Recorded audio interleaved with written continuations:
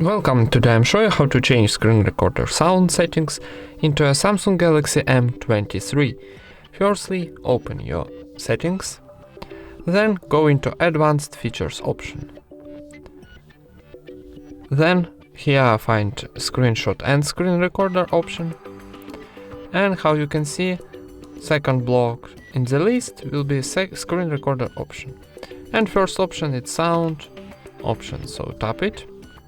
And for example, choose your one you want, so maybe no sound or media, sounds and microphone.